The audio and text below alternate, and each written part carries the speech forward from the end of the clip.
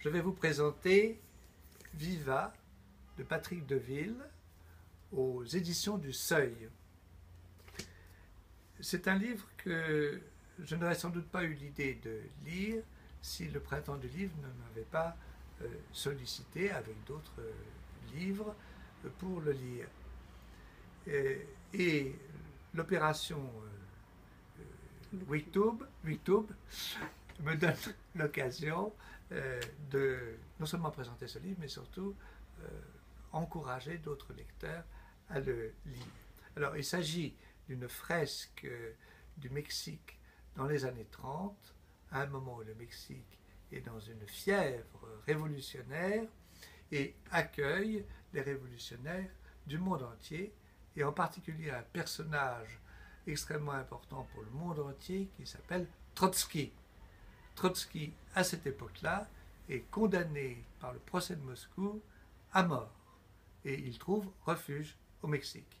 Il est accueilli par Frida Kahlo, qui est une peintre très connue du Mexique, qui a pour compagnon Diego Rivera, qui est aussi fresquiste que révolutionnaire.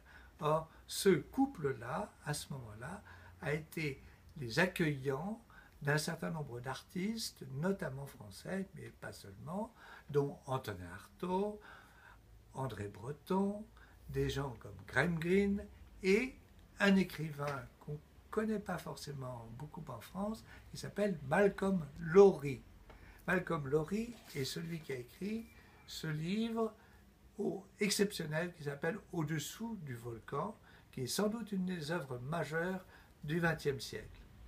Or, Patrick Deville, dans son livre Viva, raconte de façon très intéressante les rapports entre Trotsky et Malcolm Lowry.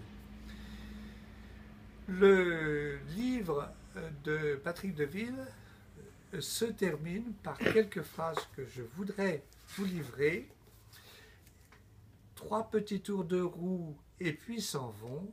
Ceux qui sont en haut croient apercevoir à l'horizon les aubes radieuses des révolutions politiques et poétiques, déjà redescendent dans l'obscurité. Cette phrase-là, ces 2 phrases-là, traduisent comment ces hommes politiques et ces artistes, dans une espèce de danse macabre, se sont retrouvés au Mexique dans les années 30.